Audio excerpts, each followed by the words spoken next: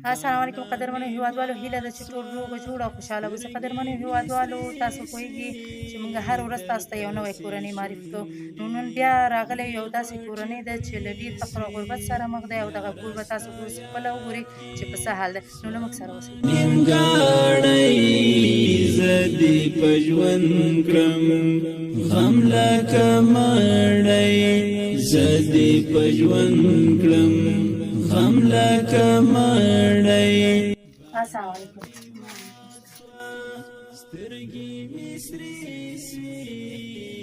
څنګه یې تروري ښه یې؟ ماشومان دې ښه دي؟ شکر دی الحمدلله. څنګه یې ژوند زندګي سره د ګرمۍ سره؟ زندګي دغسې تکلیف کې تېرېږي، نو څه وکړو، غریبي ده. هغه همسې کور دی، دې خلکو له چا ورکړی او موږ هم پکې پراته یو. دا خو خیمه ده که دا نه؟ خیمه په خپل لاسونو جوړه کړل، تنبیلاکونه واچول او دا هم جوړه کړله. موږ ویل چې بس خیمو کې ګزاره نه کړي، ګرمي ده، ماشومان دي، غریبي ده، څه وکړو. سړی مې پوډري دی او ورک دی، نشته دی، بیخي کور لاندې راځي. که تاسو د کور ضرورت څنګه پوره کوئ چې ډېر خاوند په پوره تکلیف وي؟ باندې پوره کوو، څه وکړو. څنګه یعنې په تکلیف؟ بس څوک کله شته؟ تا او څوک هم نشته، دا واړه واړه بچي مې دي، زیاته کباړ راټولوي، هغه خرڅوو. کله 50 روپو اوړه راوړو، کله 100 روپو مالګه راوړو، کله 100 روپو بوره او چای راوړو، او بس په همغې باندې مشکلات کوو. څو ماشومان دي؟ بس دغه 3 دانې ماشومان مې دي. دا مشر زوی دی؟ دا مشر زوی مې، دا لورګانې مې چې د کابل اړه کې کباړ راغلي، ورته بس خرڅوو. او دا خیمه څوک همداسې تاسو ته درکړې نه دی که دا خیمه مې دغه خلکو را سره کومک وکړو، دا لرګي راته واخیستل او دا شیونه نور ما په خپله جوړ کړه. هغلته مې کنده ویسته او خاوره مې راواخیسته. دلته خو ګرمي هم دی، نو څنګه دا اوړی هم څنګه تېر کړو؟ دا ډېر په تکلیف باندې تېر کړو، څه وکړو. دا لای دي که ناستې نشته چې دا چې د خلکو ژوند ګوري، تاسو نه ناهیلې کېږئ؟ الله توبه، ولې نه ناهیله کېږو، څه وکړو، الله ته صبر کوو.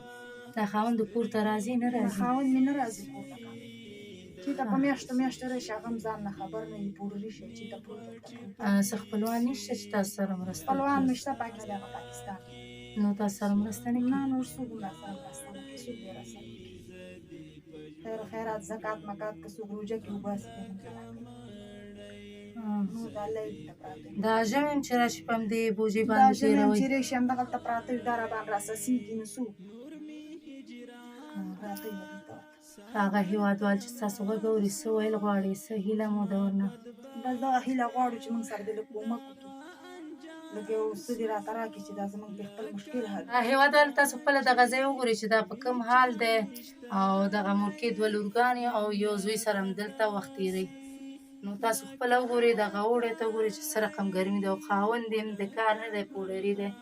نو همدا زوی دی چې ځي کباړ ټولوي، په هماغې 100 روپۍ باندې دغه شپې ورځې تېروي.